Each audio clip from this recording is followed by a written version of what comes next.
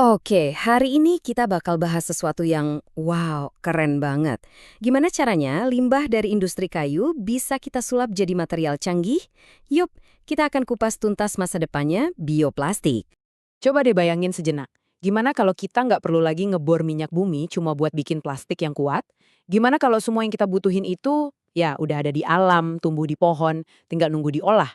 Nah, pertanyaan kayak gini nih yang jadi pemicu inovasi yang mau kita bedah bareng-bareng.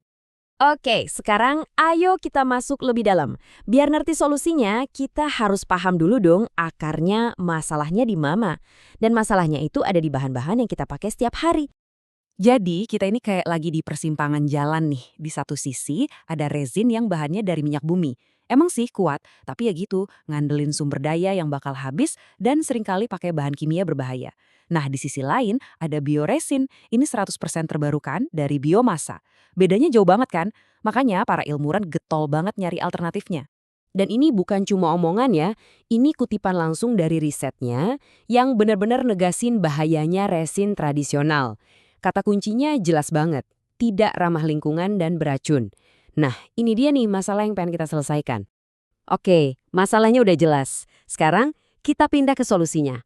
Solusi yang keren, berkelanjutan, dan beneran datang dari pohon. Kenalin, ini dia pemain utama kita yang pertama, lignin. Anggap aja lignin ini lem super dari alam yang bikin pohon jadi kuat dan kokoh. Dan yang paling keren apa? Lignin ini ternyata cuma produk sampingan, limbah dari industri kertas. Jadi kita bisa ambil limbah, sesuatu yang tadinya dibuang, dan kita kasih nilai baru yang luar biasa. Nah, setiap jagoan kan butuh partner ya kan? Kenalin, ini dia alkohol furfuril. Bahan ini juga datangnya dari bagian tanaman yang seringnya jadi limbah. Kalau digabungin, lignin sama alkohol furfuril ini jadi kayak tim impian gitu, buat menciptakan material-material masa depan. Terus, gimana cara kerjanya? Konsepnya sih sebenarnya simple. Para ilmuwan ngambil lignin, dicampur sama alkohol furfuril di kondisi yang pas, dan voila! Jadilah bioresin baru yang kuat. Kita sebut aja resin LFA. Ini bener-bener kayak sulap modern, mengubah sampah jadi harta karun. Tapi ya tentu aja prosesnya nggak sesimpel nyampur bahan di gelas. Biar benar-benar bisa nguasain dan bikin material ini jadi maksimal, kita harus nyalam lebih dalam lagi. Kita harus ngerti apa yang terjadi di level molekulnya. Nah, ini dia pertanyaan intinya. Sebenarnya apa sih yang terjadi di dalam panci masak kimianya itu? Gimana caranya molekul lignin dan alkohol furfuril ini saling pegangan tangan buat ngebentuk struktur yang kuat dan stabil? Memecahkan misteri inilah yang jadi jantung dari penelitian ini. Dan disinilah investigasinya dimulai.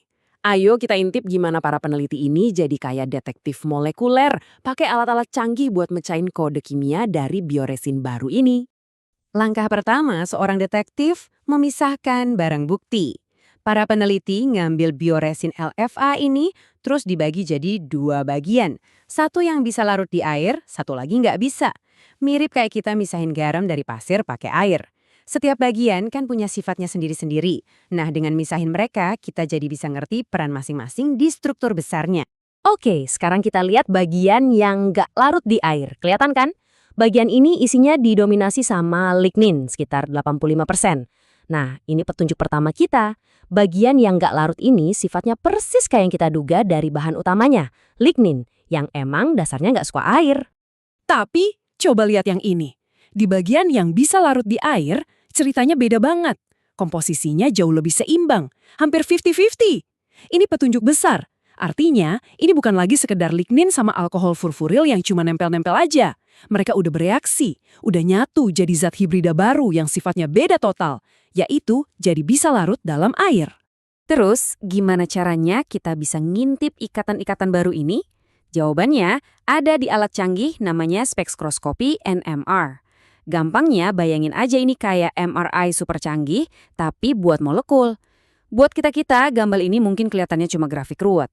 Tapi buat ilmuwan, setiap puncak dan lembah di situ tuh kayak sidik jari unik dari sebuah ikatan kimia.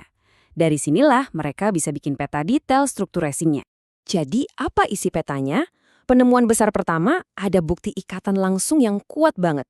Kalau kita lihat reaksi M1 yang ditandai di sini, kelihatan kalau gugus furan dari alkohol furfuril itu nempel langsung ke cincin aromatiknya lignin. Ini sambungan yang kuat, benar-benar kokoh. Intinya apa? Ikatan langsung ini jadi kayak tulang punggung yang kaku dan kuat buat material baru kita. Bayangin aja kayak rangka baja di sebuah gedung.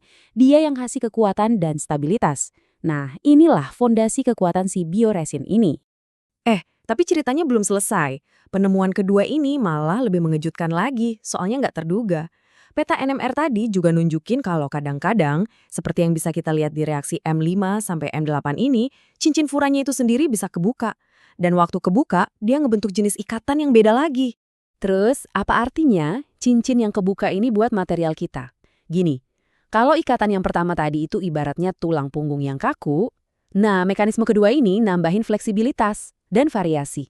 Jadi kayak nambahin lebih banyak tangan buat saling pegangan.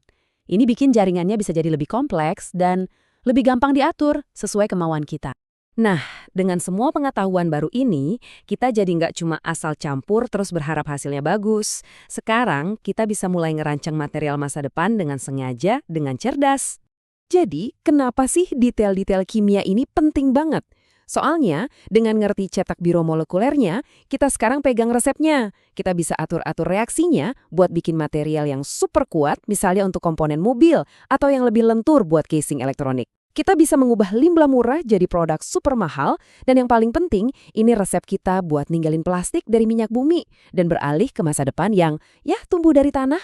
Semua ini ngebuktiin kalau kita tuh udah diambang revolusi material, di mana produk-produk canggih bisa dibikin dari sumber daya yang paling sederhana dan berkelanjutan, pohon. Jadi pertanyaannya sekarang bukan lagi, bisa nggak ya? Tapi setelah ini, kita mau bikin apa?